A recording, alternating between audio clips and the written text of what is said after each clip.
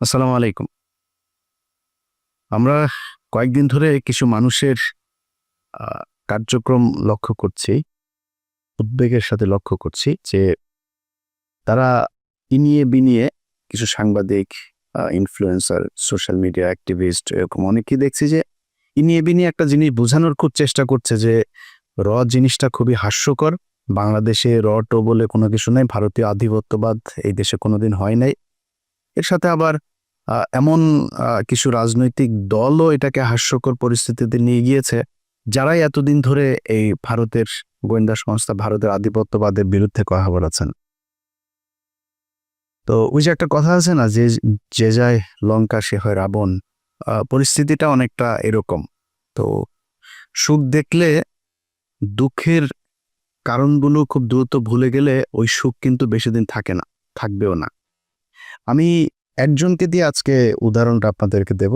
এইটা উনাকে দিয়ে যদি দেই, তাহলে মোটামুটি অন্যদের উদ্দেশ্যটা কি, সেটা আপনারা নিজেরা যদি একটু চিন্তা করেন, ওইটার সাথে মিলালে সবগুলো আ বুঝে ফেলতে পারবেন। বিবি নুরুল হক নূর এই দেশের উদীয়মান একজন তরুণ রাজনীতিবিদ ছিলেন। তো ছিলেন কেন বললাম? সেটা হচ্ছে যদি সম্মুখ যোদ্ধা হিসাবে চিন্তা করেন, আমাদের চাইতে তিনি উৎকৃষ্ট মানের আওয়ামী বিরোধী একজন রাজনীতিবিদ বা যোদ্ধা যেটাই বলেন, অনেক কিছু করেছেন এবং তার প্রতিদানও বাংলাদেশের মানুষ তাকে দিয়েছে। অকুণ্ঠ ভালোবাসা, অপরিসীম ভালোবাসা নুরুল হক নূর পেয়েছেন। আহ, না চাইতেই তিনি টাকা পয়সা পেয়েছেন। আমি নিজেও আমার এখানে অনেক বন্ধু বান্ধবের কাছ থেকে আহ, মানে একটা বিশেষ সংগঠন তারা করেছিল, আমি নিজে বলেছি ভাই ওদেরকে কিছু টাকা দেন। মাঝে মধ্যে এখান থেকে অনেক টাকা পয়সাও গিয়েছে, আমি নিজেও জানি। আমি নিজেও পার্টিসিপেট করেছি, আমার পকেট থেকে টাকাও দিয়েছি, তার পক্ষে কথা বলেছি, অনেক ভিডিওতে, পোস্টে তার পক্ষে কথা বলেছি। তো উনি যেই ত্যাগ স্বীকার করেছিলেন সেটার জন্য উনি ওনার ভালোবাসাও পেয়েছেন। কিন্তু একটা জিনিস বলে রাখি, বিবি নুরুল হক নূর তিনি একজন সাহসী মানুষ। তিনি ঢাকা বিশ্ববিদ্যালয়ে যেই সময়ে যেভাবে কথা বলেছেন, যেই মার খেয়েছেন, আমি নিজে হলেও মানে ভাহ মারার কিছু নাই, আমি নিজে হইলেও ওই ধরনের পরিস্থিতিতে ওইভাবে সামনাসামনি গিয়ে এই মারামারি মার খাওয়া এই পর্যন্ত টিকতাম কিনা আমি জানি না, কিন্তু তিনি সেটা করেছেন। বাট আরেকটা জিনিস বলে রাখি, পৃথিবীতে যত মানে চোর বাটপার ডাকাত, তারপরে প্রতারণার সাথে জড়িত যারা ছিনতাইকারী, সাহসী লোক কিন্তু আওয়ামী লীগের লোক কিন্তু সাহসী আছে, বুঝছেন? মানে বেশিরভাগ চোর বাটপার এই একটু উচ্ছৃঙ্খল টাইপের, হিংস্র টাইপের, যাদের ভেতরে কোনো মনুষ্যত্ববোধ কাজ করে, এই ধরনের লোকজন কিন্তু আওয়ামী লীগ করে বেশি। তো সাহস আছে, মার খেতে পেরেছেন, এটা দিয়ে সবকিছু পরিমাপ করা যাবে না। তখনই যাবে যখন আপনার সবকিছু দেশের জন্যই হবে। একটা সময় এসে মানুষের কাছ থেকে বিকাশের টাকা পয়সা নিয়ে ভাইকে গাড়ির ডিলারশিপকে করে দেয়া, কাতারে যায় তারপরে ব্যবসা করা, দুবাইতে গোল্ড স্মাগলারদের সাথে ব্যবসার পার্টনার নেয়া, এগুলি করলে ওই সাহসটা আমাদের কাছে মনে হইতে পারে দেশের জন্য না, আপনার নিজের ফেম, নিজের জেদ, নিজের ক্ষমতা আপনার কাছে নেয়ার জন্য, ক্ষমতায় যাওয়ার জন্য আপনি এটা করেছেন। আপনি অস্বীকার করতে পারবেন যে আপনি মুসাদের সাথে দেখা করেন নাই, এটা অস্বীকার করতে পারবেন। আপনি অস্বীকার করবেন, যে বলবেন যে আমি এটা দেখা করিনি, করতে পারবেন না। কেন করেছিলেন? কোন পরিস্থিতিতে? কোনো পরিস্থিতিতে আপনি করতে পারেন সেটা, কিন্তু আপনি করেছেন। আপনার বাংলাদেশের মানুষ, আমার মনে হয় এর চাইতে বেশি কিছু আর দরকার নাই আপনার মতো একজন ভণ্ডকে পরিচয় করার, চেনার জন্য। ওইটাই এনাফ, গুড এনাফ। এখন এরপর আপনি রাজনীতি করছেন, আমরা কিন্তু তেমন কিছুই বলছি না। আপনার মতো আপনি করেন, সব চিটার বাটপার দিয়েই তো রাজনীতিটা চলছে এই দেশে। আপনার মতো আরেকটা ছোট চিটার যোগ হইলো, সমস্যা কোথায়? কিছু সময় তো আপনি হাসিনার বিরুদ্ধে কথাবার্তা বলেছেন, গুড, করেন, কোনো সমস্যা নেই। হঠাৎ করে এসে আপনি আমাদের বিরুদ্ধে কথা বলা শুরু করলেন। আপনাদেরকে বলে রাখি, ওনার সাথে তো আমার এই মানে গতকালকেও ওনার সাথে আমার টেক্সট চালাচালি হয়েছে। উনি টেক্সট পাঠিয়েছেন, একটা মেসেজ পাঠিয়েছেন, কি পাঠিয়েছেন, কি বলতে চেয়েছেন ওইটা আমি শেষ অংশে বলছি আপনাদেরকে। তো ওনার সাথে ভালো সম্পর্ক। এর মাঝখানে একবার ওই যে মুসালের সাথে দেখা করার পরে আমি ওনার বিরুদ্ধে একটা ভিডিও করেছিলাম, উনি কিভাবে মানুষের কাছ থেকে টাকা পয়সা টয়সা নেয় এটা নিয়ে। তারপরে আবার ওনার সাথে সম্পর্কটা উনি ভালো করেছেন। তা আমি চিন্তা করেছি খামাখা ওর সাথে ঝামেলায় যাওয়ার দরকার নেই, ঝামেলায় যায়নি। হঠাৎ করে এসে আপনি 2 দিন আগে বিদেশে বসে থাকা ইউটিউবার, ফেসবুকার এরা হচ্ছে গিয়ে বাংলাদেশে পরিস্থিতি ঘোলা করার চেষ্টা করছে, এইটা আপনি আরো 10 মাস আগে বলেন নাই কেন? তখন দিয়ে আমাদের কাছে হেল্প চাইতেন, বিভিন্ন প্রোগ্রামের দিতেন, লিঙ্ক দিতেন, তখনই বলতেন। তখন বললে বুঝতাম যে না, আসলে আমরা কোথায় এই দেশে বিশৃঙ্খলায় তৈরি করতে চাই। আপনি সেখানে আরো কিছু খুব গুরুত্বপূর্ণ কথা বলেছেন। এই ল অ্যান্ড অর্ডার এটা তো এখনো মব জাস্টিস দিয়ে চলছে অনেক ক্ষেত্রেই। সেনাপ্রধান কেন বলছেন যে এই সমস্ত মব জাস্টিস চলতে দেওয়া যাবে না, এবং আমরা নির্বাচনের কথা বলছি, উনিও নির্বাচনের কথা বলছে। এটা তো দোষের কিছু না। অযথা সেনাবাহিনীকে আপনার আরেকটা মুখোমুখি অবস্থানে দাঁড় করিয়ে একটা জনগণের মাঝে বিভ্রান্তি তৈরি করার তো কোনো মানে নাই। আজকে বিএনপির, আমি জানি না আজকে এই আপনার এই বর্তমান তথ্য প্রযুক্তির এই যুগে সাইবার যুদ্ধ মোকাবেলা করার জন্য তাদের প্রস্তুতি কি? তাদের নেতাদের চরিত্র হনন করা হচ্ছে, যাকে তাকে রয়্যাল এজেন্ট বানিয়ে দিচ্ছে, ষড়যন্ত্রকারী বানিয়ে দিচ্ছে। আর এই যে একজন ইউটিউবার, ফেসবুকার, এরা হচ্ছে দেশপ্রেমিক, দেশের বাইরে থেকে এরা আপনার দেশ স্বাধীন করে ফেলেছে, সিনিয়র নেতাদের চরিত্র হনন করছে। এইগুলো নিয়ে আমি জানি আপনাদের এগুলো কনফিউজ করে কিনা। তো এইভাবে যদি মানুষের মাঝে বিভ্রান্তি তৈরি করে, তাহলে তো মানুষ বিভ্রান্তিতে পড়বে। কথায় কথায় একে ওকে র ট্যাগ লাগায় দেয়। র ট্যাগ লাগায় দেয় মানে কি? আমরা তারেক রহমানের র বলছি নাকি, কারণ খালেদা জিয়াকে বলছি, ভারতের চর বলছি কখনো? সালাউদ্দিনকে কেন বললাম? ওই মির্জা আব্বাসের সাথে গাঞ্জা, মির্জা আব্বাসে তো আমরা রয়ের লোক বলি নাই। ওই গোয়ারশর চন্দ্র রায়, তারে রয়ের লোক বলি, এরে বলছি। ফখরুলরে বলি। বিএনপিতে তো হাজার হাজার লক্ষ লক্ষ কোটি কোটি মানুষ, কই বলি না তো? ওই শামা ওবায়দরে বলছি। এদের বলি কেন? নিশ্চয় কারণ আছে। সবাইরে তো বলি না, আপনারও তো বলি নেই।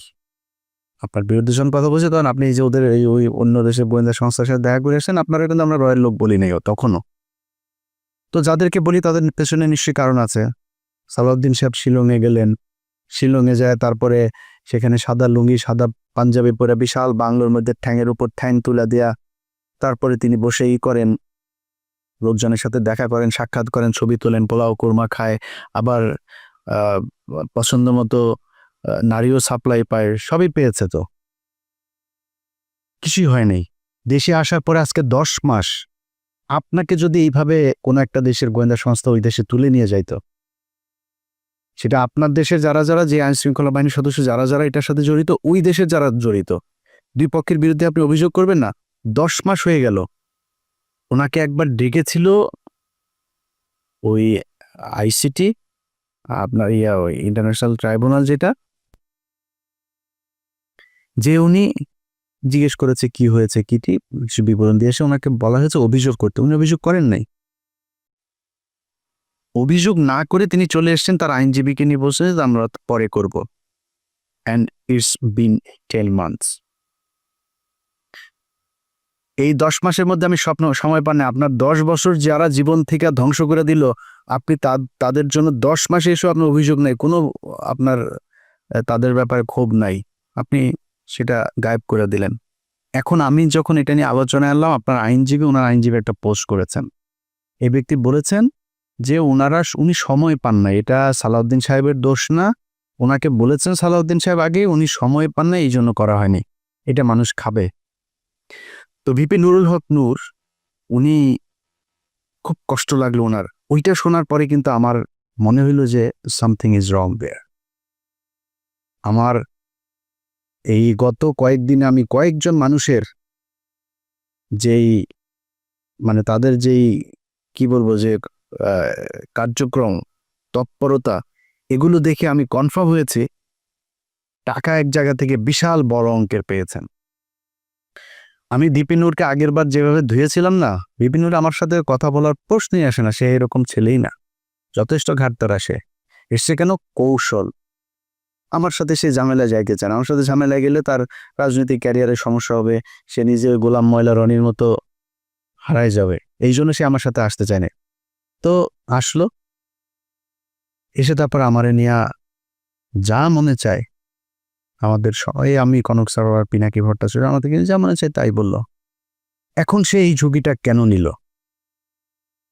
এইটার পেছনে এমন একটা অ্যামাউন্টের টাকা সে পেয়েছে যেটা তাকে বাধ্য করেছে এই কথাগুলো বলতে। ইলিয়াস আমার বিরুদ্ধে বলল, পিনাকি আমার বিরুদ্ধে বলবে, কনক সরোয়ার বলবে, সমস্যা হবে না। যেটা পেয়েছে এইটা বিশাল অঙ্কের, অনেক বড় অঙ্কের একটা অ্যামাউন্ট পেয়েছে। আরেকটা ছিল ওই যে তারেক, এও হঠাৎ করে এসে বলল, এরা তো ভাই কিছুই করতে পারেনি, সর্বোচ্চ কি পাবে? ধরেন বিএনপির সাথে যদি মিলে, বিএনপি বলবো ওকে বাপ তোমার আমি পটুয়াখালীতে একটা আসন দিলাম, ওইটারে বলবে ভাই তোমারে আমি করি, তোমার এমপির সাথে মিলামিশা কিছু কাজ টাজ দিব না, টেন্ডার দিব না। তারেকে তো দিবে না, কেউ কোনো দলের সাথে যদি যা লাগে যে আমরা তোমাদের সাথে থাকবো, ওর একক একটা পাবে না। নূর হয়তো একটা পাইতে পারে, ওরা ওইটাও দিবে না। তো ও আমার পিছনে লাগলো, আমাদের নিয়ে কথা বললো, অথচ এরা সবাই কিন্তু আমাদের সাথে খুব ভালো সম্পর্ক বজায় রাখে। মানে আমি এটা বলছি না যে আমি বিশাল আকারে কোনো কিছু, এটা না, মানে ও ভয়ে হোক আর ভালোবেসে হোক আর মানে পরিস্থিতির কারণেই হোক, আমার সাথে ভালো একটা সম্পর্ক, এবং এটা খুব স্বাভাবিক ব্যাপার, এটাই রাখা উচিত, তারা রাখেও। আমি দেশের বিরুদ্ধে যাইনি। তো হঠাৎ করে এসা একসাথে আপনি লেগে গেলেন। সো আমরা তো জানি টাকা পয়সা কোত্থেকে আসে, কোত্থেকে টাকা পয়সা দিচ্ছে। আমরা তো বিক্রি হয়নি কারো কাছে, আপনারা বিক্রি হয়ে গেলেন। কয়টা টাকার জন্য আপনার পুরো ক্যারিয়ার ধ্বংস করে দিলেন। এই বাটপার এর আগে একটা কাজ করেছিল, আমরা চলেন আমরা ওই একটা বক্তব্য শুনে আসি তার।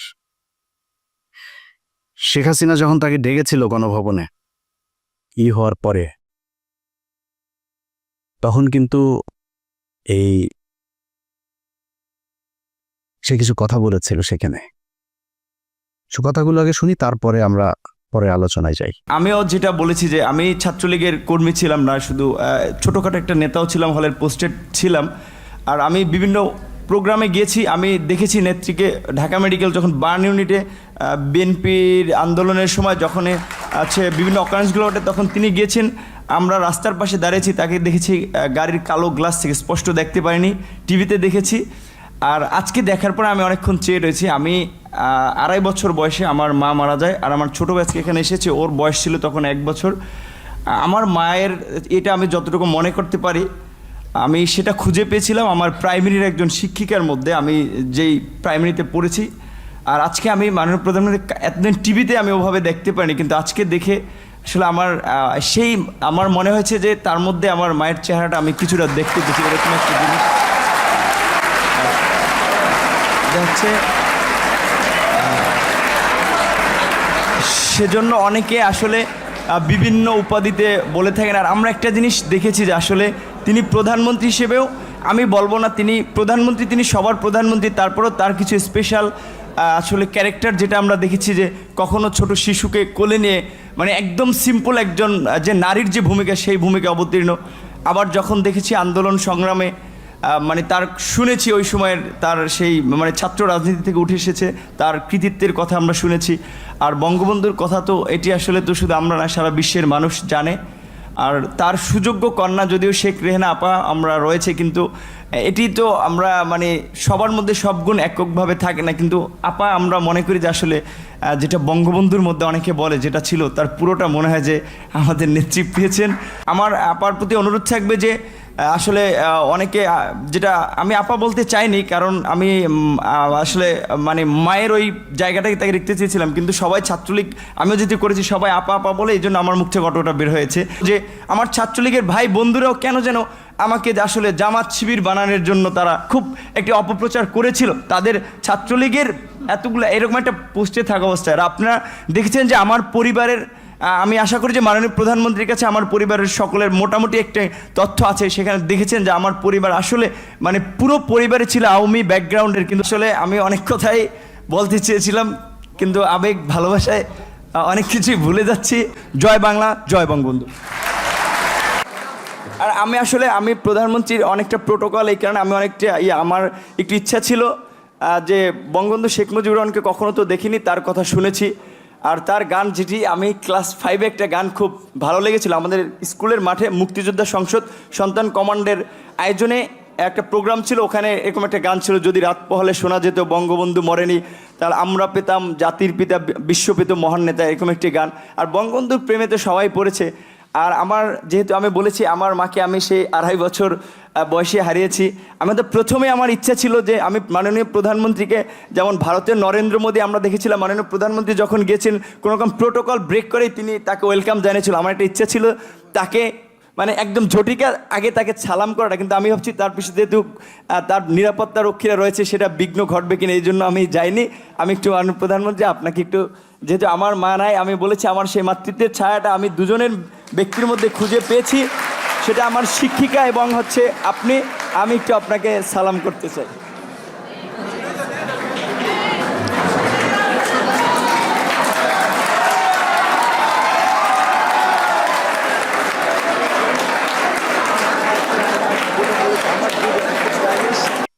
আচ্ছা, এই যে বক্তব্যটা সে দিয়েছে, এই বক্তব্যটা আপনারা শুনলেন। এই বক্তব্যটার কনক ভাই তার ইউটিউবে 2 দিন আগে আরেকবার দিয়েছে, ওইটার লিঙ্ক আবার আমি আমার ফেসবুকেও শেয়ার দিয়েছিলাম। তো শেয়ার দেওয়ার সেটা আবার তার চোখে পড়েছে, পড়ার পরে সে সকাল থেকে কিন্তু আমি ভিডিও যখন রেকর্ড করছি, এটা হয়তো আপনারা কালকে দেখবেন, সে সকাল থেকে কনক ভাইকে অনেকবার ফোন দিয়েছে। আমি কনক ভাইয়ের সাথেই ছিলাম, অনেকবার ফোন দিয়েছে সে। ও আমরা অন্য আলাপে ছিলাম, ফোন টোন ধরা হয়নি কার। একটু পরে সে তার ফেসবুকে পোস্ট করেছে, এসব ইউটিউবাররা তার পিছনে আগেও লেগেছিল, সে পাত্তা দেয় নাই, একটা পোস্ট করেছে সে তার ফেসবুকে। তো সে আমাকে একটা লিঙ্ক পাঠিয়েছে, এর কিছুক্ষণ আগে আবার একটা লিঙ্ক পাঠিয়েছিল আমাকে, সে ব্যাখ্যা দিয়েছে। সে ব্যাখ্যায় সে বলেছে, কি বলেছে চলেন ব্যাখ্যাটা আগে শুনি। ওই যে শেখ হাসিনার ওইখানে গণভবনে গিয়ে যে বক্তব্য দিয়েছিল, সেটা ব্যাখ্যাতে তার জবাবটাতে আপনারা সন্তুষ্ট হন কিনা চলেন শোনা যাক। আমার কাছে ফোন আসলো তৎকালীন প্রধানমন্ত্রীর কার্যালয়ের থেকে, যে ডাকসুর সমস্ত প্যানেলকে তিনি চায়ের আমন্ত্রণ জানিয়েছে। যাওয়ার সিদ্ধান্ত নেওয়ার আগেই তখন আমার বাবাকে এই পটুয়াখালী থেকে ঢাকায় নিয়ে আসা হয়, এবং নিয়ে এসে তাকেও কিছুটা আসলে যে আতঙ্কিত করা হয়, আপনার ছেলে যদি না যায় আপনার ছেলেকে মেরে ফেলতে পারে। যে দেখেন খালেদা জিয়ার মতো একজন বিশাল মাপের নেত্রী, তাকে জেলে নিয়েছে, বিএনপির নেতাকর্মীরা কি আন্দোলন করে তাকে বের করতে পেরেছে? সে যদি না যায় এটার জন্য তার পরিণতি কিন্তু চরম আসলে খারাপ হতে পারে। তো এখন আমার মা নেই, তো আমার বাবা আসলে এক প্রকারে আমার বলা চলে যে খুব ক্ষমা চাওয়ার মতো, যে বাবা আমি তো তোদেরকে মানুষ করেছি, আমি তোদের কাছে কিছু চাই নাই, বলি নাই, তোরা বিশ্ববিদ্যালয়ে পড়স, আমি তোর একটা অনুরোধ করি যে যেহেতু প্রধানমন্ত্রীর পক্ষ থেকে দাওয়াত করা হয়েছে, গণভবনে যাও। উনি স্বাভাবিকভাবেই যে একজন মায়ের জাতি, তো ওনাকে তুমি সেভাবেই সম্মান করবা। আমার বাবাই আমাদেরকে তখন মায়ের আদর বাবার আদর দুটো দিয়ে বড় করেছে। তখন আসলে আমি খুব একটা দায়বদ্ধতার মধ্যে পড়ে যাই যে আমার বাবার কথা বা বাবার একটা আকুতি, বা আমি নিজে যে ক্যারেক্টারের বলা চলে, সেটা আমার বাবার অনুরোধের কারণে। এবার আপনারা বলেন, তার এই যেটা সে বলেছে এটাতে আপনারা সন্তুষ্ট কিনা? আপনারা নিজের কাছে জিজ্ঞেস করেন। দেখেন, তাকে নাকি তার বাবাকে চাপ দিয়ে তারপরে তাকে সেখানে যেতে বাধ্য করেছে। বাবাকে আপনার কি মনে হয় ভিপি নূর যা যা করেছে সেটা যদি সাজানো নাটক না হয়, আমার তো মনে হয় প্রতিটা ঘটনাতেই তার বাবা মাকে চাপ দিয়েছে। আরে ভাই, আমার বোনের হাজব্যান্ডকে চাকরি থেকে বের করে দিয়েছে, আমার ভাইদেরকে একবার ওই জেলায় একবার ওই জেলায়, আমার ভাইরে কনস্টেবল আমার বাসার নিচে যায় দোতলা থেকে ডাক দেয়, এই নিচে নেমে আয় আমার ভাইরে। তো আমি ওইটার নাম টাম কোনো কিছু জানি না, ওই কনস্টেবল আর সাব ইন্সপেক্টর ওরা আমি খুঁজতেছি যে কারা কারা গিয়েছিল ওই দিন আমার ভাইরে, ওরা টুকারি করে কথা বলে তারপরে নিচে নামতে বসছিল। আমি তো জানি যে প্রশাসন কি করে, আপনার আব্বারে ওই দিন প্রেশার দিল, আপনার হাতে পায়ে ধরলো আইসা, আর আপনি তার পক্ষে। আপনার বলছিল যে বক্তব্যের শেষে জয় বাংলা বলবেন, জয় বাংলা বললেন কেন? না, আপনার এখানে অ্যাটেন্ড করতে বলেছে, আপনি ই করতেন। বক্তব্যের শেষে আবার আপনি বললেন আপনি ওনার একটু পায়ে শুয়ে সালাম করতে চান। এটাও আপনার বাপেরে বলছিল নাকি?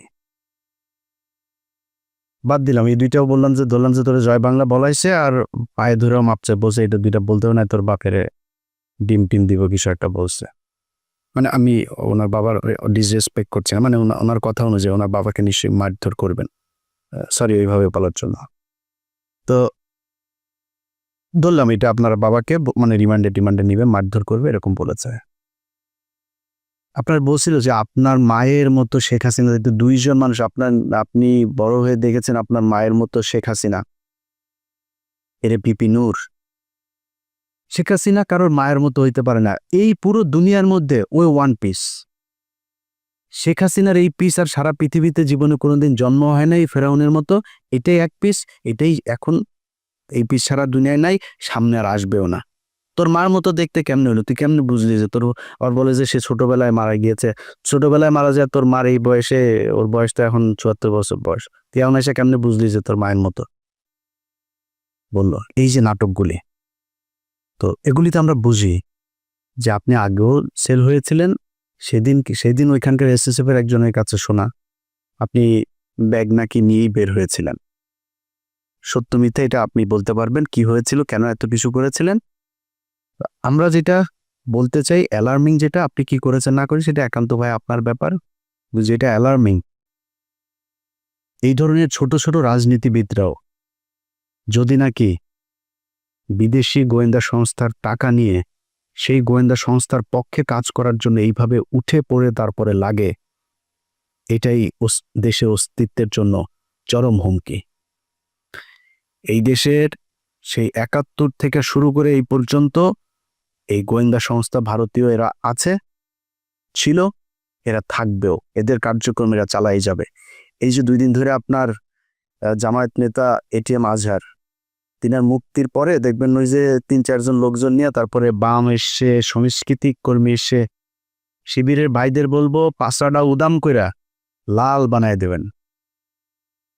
যেটা নামে আসবে এই বিচার পৃথিবীর ইতিহাসের সবচাইতে নিকৃষ্টতম, এই ধরনের কোনো ঘটনা ছাড়া ঘটনা বানায় এইভাবে জলজ্জান্ত মানুষকে একটা গণতান্ত্রিক দেশের কোনো সরকার এইভাবে এই সভ্য সমাজে ফাঁসি দিতে পারে, এই নিকট অতীতে এই পর্যন্ত এই পৃথিবীতে এই ঘটনা ঘটে নাই, যেটা শেখ হাসিনা ঘটিয়ে গেছে। শুধুমাত্র রাজনৈতিক প্রতিদ্বন্দ্বিতার কারণে তাদেরকে হত্যা করা হয়েছে। আমি মনে করি এই জামায়াতের যে নেতাদেরকে হত্যা করা হয়েছে তাদের পরিবারের কাছে রাষ্ট্রীয়ভাবে ক্ষমা চাইতে হবে, এই বিচার কার্যের সাথে যারা ছিল তাদের সবার বিচার করতে হবে এবং ওই পরিবারকে যথাযথ ক্ষতিপূরণ দিতে হবে। এটার বিরুদ্ধে যারা যারা কথা বলছে এখন, যারা এই মাঠ গরম করার চেষ্টা করছে, সব কটা রয়ের টাকা খায় তারপরে করছে। তারা টাকা দেয়, এই যে সচিবালয়ে দেখেন ভাই পাশার মধ্যে লাতিতে বার করে দেন, সচিবালয় চাকরি নেওয়ার জন্য পোলাপান বসে আছে, সচিব নাই তাও বানাইতে আপনার সময় লাগবে। আরে ভাই এই যেগুলি এখন আন্দোলন করছে, আর এই আন্দোলন করছে তাদেরকেও যে আমি খুব বেশি দোষ দিব তা না, হঠাৎ করে এসে এই অধ্যাদেশ দেওয়ার কারণটা কি, এটা কেন দিলে, এটার পেছনে আমার মনে হয় দেখা উচিত। তো এই মাঠ যারা গরম করার চেষ্টা করে এখন কোনো কারণ ছাড়া, এদের ব্যাপারে আমি মনে করি এনসিপি, জামায়াত ইসলাম, ছাত্রদল সবারই মাঠে থাকা উচিত, খুব তীক্ষ্ণ নজর রাখা উচিত। যে বিষয়টা নিয়ে কথা বলেছি সেটা দিয়ে শেষ করি ভাই। আপনাদের টাকা পয়সার দরকার আছে আমি জানি, ভিপি নূর আপনি অনেক সম্মান পেয়েছেন এই দেশে, আমার মনে হয় ওইটা নিয়ে সন্তুষ্ট থাকলে অনেক বেশি ভালো হইতো।